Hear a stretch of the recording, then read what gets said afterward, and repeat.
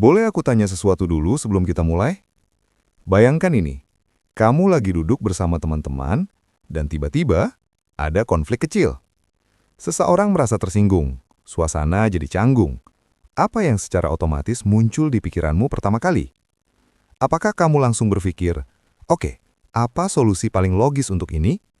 Atau justru yang pertama muncul adalah, perasaan siapa yang perlu dijaga dulu di sini?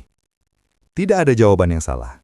Tapi jawabanmu tadi, itu baru saja mengungkapkan sesuatu yang sangat dalam tentang cara kerjanya otakmu. Selamat datang di kuis psikologi hari ini. Dan aku bilang kuis, tapi ini bukan kuis biasa. Tidak ada kertas, tidak ada nilai, tidak ada yang benar atau salah. Yang ada hanya kamu, beberapa situasi sederhana, dan cermin psikologis yang akan memperlihatkan sesuatu tentang dirimu yang mungkin selama ini kamu rasakan, tapi belum pernah bisa kamu jelaskan dengan kata-kata. Kita akan bicara tentang dua cara berpikir yang paling fundamental dalam psikologi kepribadian, thinking dan feeling. Dalam dunia psikologi, dua tipe ini menjelaskan bagaimana seseorang membuat keputusan. Bukan seberapa pintar kamu, bukan seberapa emosional kamu, tapi bagaimana proses alami otakmu bekerja ketika kamu harus memilih, memutuskan, atau menilai sesuatu. Dan yang menarik, kebanyakan orang tidak benar-benar tahu mereka tipe yang mana. Mereka mengira tahu, tapi ketika dihadapkan pada situasi nyata, jawabannya sering mengejutkan mereka sendiri. Jadi sebelum kita mulai, aku mau ajak kamu melakukan satu hal kecil. Tulis di kolom komentar sekarang, kamu pikir kamu lebih banyak pakai kepala atau hati dalam mengambil keputusan. Tulis saja kepala atau hati. Nanti di akhir video, kita lihat apakah jawabanmu berubah. Oke, mari kita mulai kuisnya. Situasi pertama. Kamu punya seorang teman lama yang minta pendapat tentang ide bisnisnya. Dia sangat bersemangat, matanya berbinar-binar waktu cerita. Tapi kamu melihat dengan jelas bahwa ide itu punya beberapa lubang besar yang bisa membuatnya gagal. Apa yang kamu lakukan? Kalau kamu langsung berpikir untuk memberitahu dia semua kekurangannya secara jujur dan detail, karena itu justru bentuk kepedulian yang sesungguhnya, itu adalah respon thinking yang sangat kuat. Otakmu secara otomatis memprioritaskan akurasi informasi di atas kenyamanan emosional. Kamu percaya bahwa kebenaran, meski pahit, adalah hadiah terbaik yang bisa kamu berikan. Tapi kalau kamu lebih dulu memikirkan bagaimana cara menyampaikannya agar dia tidak hancur semangatnya, kalau yang pertama kali muncul di pikiranmu adalah wajahnya dan bagaimana perasaannya, itu adalah respons feeling yang dalam. Kamu tidak mengabaikan fakta, tapi otakmu memproses manusia lebih dulu sebelum memproses logika. Dua-duanya cerdas, dua-duanya peduli, hanya jalurnya saja yang berbeda. Dalam psikologi kepribadian, khususnya dalam kerangka MBTI yang dikembangkan dari teori Carl Jung, dimensi thinking dan feeling ini bukan tentang seberapa besar kamu merasakan emosi. Orang dengan tipe thinking bukan berarti tidak punya perasaan, dan orang dengan tipe feeling bukan berarti tidak bisa berpikir logis. Yang membedakan adalah kriteria utama yang otakmu gunakan secara otomatis ketika membuat penilaian. Tipe thinking cenderung menggunakan logika yang konsisten, prinsip yang objektif, dan analisis sebab akibat sebagai fondasi keputusan. Tipe feeling cenderung menggunakan nilai-nilai personal, dampak terhadap orang lain, dan harmoni hubungan sebagai fondasi keputusan. Dan menariknya, penelitian menunjukkan bahwa distribusi ini tidak merata. Secara global, lebih banyak laki-laki yang teridentifikasi sebagai tipe thinking, sementara lebih banyak perempuan yang teridentifikasi sebagai tipe feeling. Tapi ini bukan aturan, ini hanya pola statistik. Banyak perempuan yang sangat thinking, banyak laki-laki yang sangat feeling, dan banyak orang yang berada di tengah-tengah. Kamu di mana? Kita belum selesai mencarinya. Situasi kedua. Ada peraturan baru di tempat kerjamu atau di komunitasmu yang secara teknis masuk akal dan adil untuk semua orang secara umum, tapi kamu tahu ada satu orang tertentu yang sangat terdampak dan sangat kesulitan dengan peraturan itu. Apa reaksi pertamamu? Kalau kamu berpikir peraturan harus berlaku sama untuk semua orang, kalau kita buat pengecualian, sistemnya jadi tidak konsisten, itu adalah pola thinking. Kamu melihat keadilan sebagai sesuatu yang universal dan tidak memihak. Tapi kalau kamu langsung berpikir tentang orang spesifik itu dan merasa ada yang perlu disesuaikan karena konteks manusianya berbeda, itu adalah pola feeling. Kamu melihat keadilan sebagai sesuatu yang sensitif terhadap situasi individual. Ini bukan tentang siapa yang lebih baik. Dunia butuh keduanya. Sistem yang kaku tanpa empati bisa menghancurkan orang. Tapi empati tanpa konsistensi bisa menciptakan ketidakadilan yang lain. Yang menarik adalah, kamu cenderung secara alami jatuh ke salah satu sisi ini, bahkan sebelum kamu sempat berpikir panjang. Situasi ketiga, kamu sedang menonton film, dan ada karakter yang membuat keputusan yang secara emosional sangat bisa dipahami, tapi secara logika sangat tidak masuk akal, dan akhirnya merugikan diri sendiri. Apa reaksimu? Tipe thinking seringkali merasa frustasi. Kenapa karakternya tidak berpikir lebih cerah? Ini seharusnya bisa dihindari. Ada semacam ketidaksabaran terhadap keputusan yang didorong emosi tanpa mempertimbangkan konsekuensi. Tipe feeling justru sangat terkoneksi dengan karakter itu. Aku mengerti kenapa dia melakukan itu. Dalam posisinya, dengan perasaan itu, wajar sekali. Ada kemampuan natural untuk masuk ke dalam dunia emosional orang lain, bahkan karakter fiksi. Tapi tunggu, sebelum kita lanjut ke bagian berikutnya, aku mau tanya sesuatu. Dari 3 situasi pertama ini, apakah kamu sudah mulai merasakan kecenderunganmu? Apakah ada satu sisi yang lebih sering muncul? Atau kamu merasa kamu benar-benar di tengah-tengah dan bisa melihat 2 sisi dengan sama kuatnya? Kalau kamu merasa di tengah-tengah, itu juga valid secara psikologis. Dalam banyak model kepribadian modern, thinking dan feeling ini bukan 2 kotak yang terpisah, tapi lebih seperti sebuah spektrum. Dan beberapa orang memang hidup di zona abu-abu itu dengan sangat nyaman. Kita lanjutkan. Situasi keempat. Dan ini salah satu yang paling mengungkapkan. Seseorang yang kamu sayangi melakukan sesuatu yang jelas-jelas salah. Bukan salah secara moral yang besar, tapi salah dalam arti merugikan diri mereka sendiri dan kamu melihatnya dengan jelas. Mereka tidak minta pendapatmu. Apa yang kamu rasakan dan apa yang kamu lakukan. Tipe thinking seringkali merasakan dorongan yang kuat untuk menunjukkan fakta-faktanya. Bukan karena ingin menghakimi, tapi karena di dalam logika thinking, membiarkan seseorang melakukan kesalahan yang bisa dicegah terasa seperti pembiaran.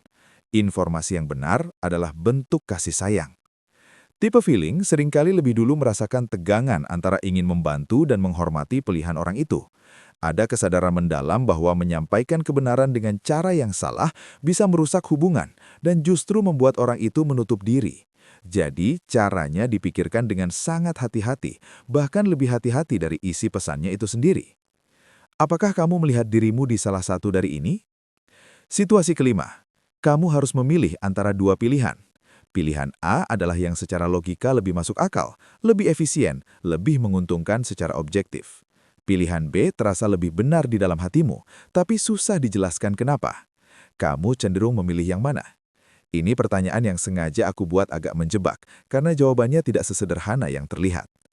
Tipe thinking yang murni akan cenderung memilih A dan merasa tidak nyaman dengan pilihan yang tidak bisa diargumentasikan secara rasional. Kalau kamu tidak bisa menjelaskan kenapa, bagaimana kamu bisa yakin itu benar? Tipe feeling yang murni akan cenderung memilih B dan merasa bahwa intuisi emosional itu adalah data yang valid, bahkan lebih valid dari spreadsheet. Ada hal-hal yang diketahui hati sebelum pikiran bisa menjelaskannya.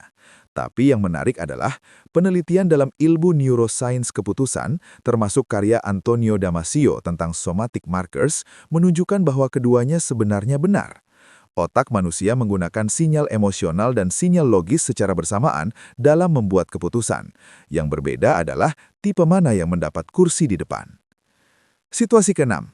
Kamu baru saja menyelesaikan sesuatu yang besar. Sebuah proyek, perjalanan, atau fase hidup. Apa yang pertama kali kamu evaluasi?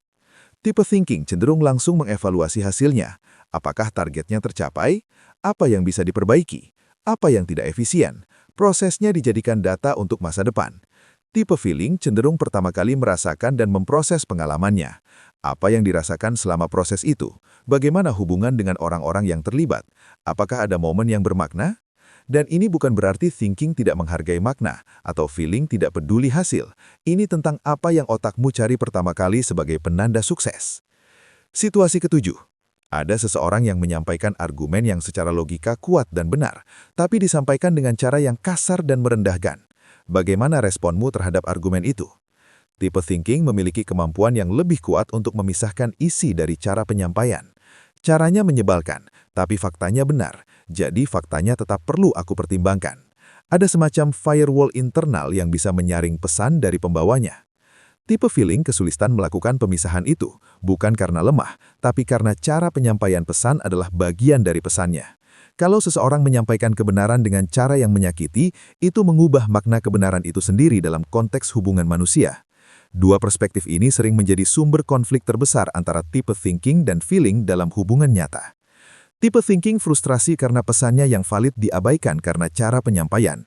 Tipe feeling frustrasi karena cara penyampaian yang menyakiti dianggap tidak relevan. Keduanya sedang bicara tentang hal yang berbeda dan sama-sama benar di level masing-masing. Sekarang kita sudah melewati 7 situasi. Aku mau berhenti sebentar dan bertanya langsung ke kamu. Dari semua yang kamu rasakan tadi, apakah sudah mulai terbentuk gambarannya? Apakah kamu lebih sering menemukan dirimu di sisi thinking, di sisi feeling, atau kamu benar-benar merasakan tarik-menarik yang kuat dari keduanya? Tulis di komentar sekarang, bukan untuk aku, tapi untuk dirimu sendiri. Kadang menulisnya membuat kita lebih sadar tentang apa yang sebenarnya kita rasakan. Karena ada sesuatu yang penting yang perlu aku sampaikan sebelum kita lanjut ke bagian terakhir. Banyak orang ketika pertama kali mengenal konsep thinking dan feeling, langsung membuat hierarki di kepala mereka. Mereka berpikir satu lebih baik dari yang lain. Dalam budaya tertentu, thinking dianggap lebih profesional, lebih kuat, lebih dewasa. Dalam budaya lain, feeling dianggap lebih bijak, lebih manusiawi, lebih dalam. Dua-duanya adalah bias yang salah. Riset tentang kepemimpinan efektif dari Harvard Business School sampai penelitian organisasi di Asia konsisten menunjukkan bahwa pemimpin terbaik bukan yang murni thinking atau murni feeling. Yang terbaik adalah mereka yang memahami kecenderungan alami mereka dan tahu kapan harus mengaktifkan sisi yang lain. Tipe thinking yang besar adalah yang bisa menggunakan logika tajamnya tanpa kehilangan koneksi dengan manusia di sekitarnya. Tipe feeling yang besar adalah yang bisa menjaga empatinya tanpa kehilangan kemampuan untuk membuat keputusan sulit yang tidak populer. Ini bukan tentang mengubah siapa kamu, ini tentang memahami siapa kamu cukup dalam untuk bisa berkembang dari sana. Kita masuk ke bagian terakhir, dan aku simpan beberapa situasi yang paling dalam untuk bagian ini. Situasi ke-8. Kamu sedang dalam sebuah diskusi kelompok, dan mayoritas orang setuju dengan satu pendapat. Tapi kamu punya data atau logika yang menunjukkan pendapat itu mungkin kurang tepat. Bagaimana kamu merespons?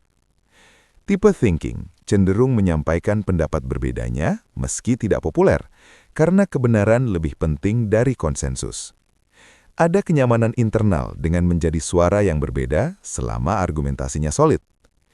Tipe feeling lebih berhati-hati di sini, bukan karena tidak percaya diri, tapi karena ada pertimbangan tentang dinamika kelompok, tentang bagaimana perbedaan pendapat itu akan mempengaruhi suasana dan hubungan. Mereka mungkin tetap menyampaikan, tapi dengan sangat memperhatikan cara dan timingnya. Dan ini sangat menarik secara psikologis, karena dalam jangka panjang, keduanya punya kekuatan dan risiko masing-masing. Kekuatan thinking di sini adalah keberanian intelektual yang tidak terikat oleh tekanan sosial. Risikonya adalah kadang dipersepsi sebagai tidak peka atau konfrontatif. Kekuatan feeling di sini adalah kecerdasan sosial yang menjaga kohesi kelompok. Risikonya adalah kadang ide penting tidak tersampaikan karena kekhawatiran akan reaksi orang lain. Situasi ke-9, dan ini yang paling personal. Ketika kamu sendiri sedang dalam masa sulit, apa yang paling kamu butuhkan dari orang-orang di sekitarmu? Tipe thinking, meski terdengar paradoks, seringkali justru membutuhkan ruang dan solusi. Mereka ingin seseorang membantu mereka berpikir jernih, membantu melihat masalah dari sudut yang berbeda, atau cukup memberikan ruang tanpa terlalu banyak pertanyaan emosional yang terasa overwhelming. Tipe feeling membutuhkan rasa didengar dan dipahami lebih dulu sebelum solusi apapun. Bukan karena tidak butuh solusi, tapi karena validasi emosional adalah prasyarat agar otak mereka bisa terbuka menerima solusi itu. Dan ini adalah penyebab miskomunikasi yang sangat umum dalam hubungan. Seorang thinking yang mencintai feelingnya akan langsung memberikan solusi, karena itu bentuk kepedulian terdalam mereka. Tapi feelingnya merasa tidak didengar, karena yang dia butuhkan pertama adalah, aku dengar kamu. Itu pasti berat. Kedua orang itu saling peduli, tapi dalam bahasa yang berbeda. Situasi ke-10, yang terakhir dan mungkin yang paling mengejutkan. Bayangkan kamu sudah tua, sangat tua, dan kamu sedang merefleksikan hidupmu. Apa yang paling ingin kamu pastikan sudah kamu lakukan? Ini bukan pertanyaan tentang pencapaian. Ini pertanyaan tentang apa yang di dalam dirimu paling dalam mendefinisikan hidup yang bermakna. Tipe thinking sering menjawab dengan variasi dari telah membuat perbedaan nyata, telah membangun sesuatu yang bertahan, telah menyelesaikan masalah yang penting, telah meninggalkan dunia dalam kondisi yang lebih baik secara nyata dan terukur. Tipe feeling sering menjawab dengan variasi dari telah dicintai dan mencintai dengan sungguh-sungguh, telah hadir secara penuh dalam kehidupan orang-orang yang penting, telah membuat orang lain merasa dilihat dan dipahami, telah menjalani hidup yang otentik terhadap nilai-nilai yang dipegang. Yang menarik adalah ketika kamu melihat kedua jawaban itu, keduanya adalah visi hidup yang luar biasa indah. Keduanya adalah bentuk kebesaran yang berbeda. Dan disinilah aku ingin mengajakmu berhenti sejenak dan benar-benar merenung. Selama video ini, kita sudah melihat 10 situasi. Bukan untuk memberi label padamu, bukan untuk memasukkanmu ke dalam kotak, tapi untuk mengajakmu melihat sesuatu yang sangat jarang kita sempat lihat dalam kesibukan sehari-hari. Pola alami cara otakmu bekerja. Karena ada perbedaan besar antara mengetahui kepribadianmu dari hasil tes di internet dengan benar-benar memahami dirimu dari dalam.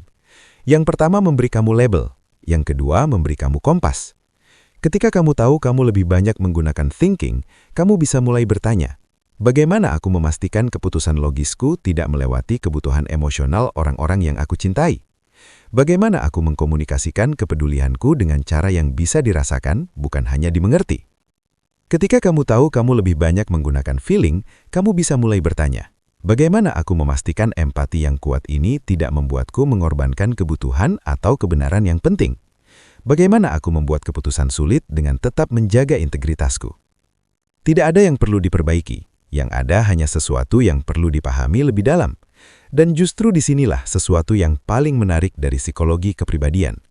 Orang-orang yang paling dewasa secara psikologis bukan yang paling murni thinking atau paling murni feeling. Mereka adalah orang-orang yang cukup mengenal diri mereka sendiri untuk tahu kapan mereka perlu meminjam kekuatan dari sisi yang bukan sisi alami mereka. Mereka tahu kapan situasi membutuhkan kepala yang dingin, dan mereka bisa masuk ke sana meski hatinya sedang bergetar. Mereka tahu kapan situasi membutuhkan kehadiran emosional, dan mereka bisa meletakkan analisanya sebentar untuk benar-benar hadir bagi seseorang. Itu bukan berarti mereka tidak punya kecenderungan alami, tentu punya, tapi mereka tidak terkunci di dalamnya. Jadi setelah semua ini, aku mau kembali ke pertanyaan pertamaku tadi. Kamu tipe yang membuat keputusan lebih banyak dengan kepala atau dengan hati? Apakah jawabanmu sama seperti yang kamu tulis di awal? Atau ada sesuatu yang bergeser setelah kita melewati 10 situasi tadi bersama-sama? Tulis di komentar, ceritakan apa yang kamu temukan tentang dirimu hari ini. Karena salah satu hal yang paling berani yang bisa dilakukan seseorang adalah melihat dirinya sendiri dengan jujur tanpa menghakimi apa yang dilihatnya. Dan kalau video ini memberikan kamu sedikit cermin untuk melihat dirimu lebih jelas, pertimbangkan untuk subscribe ke channel ini. Karena di sini, kita akan terus melakukan perjalanan seperti ini bersama-sama. Perjalanan ke dalam diri sendiri, dengan psikologi sebagai pemandunya, dan dengan rasa ingin tahu, bukan rasa takut, sebagai bahan bakarnya. Sampai jumpa di video berikutnya.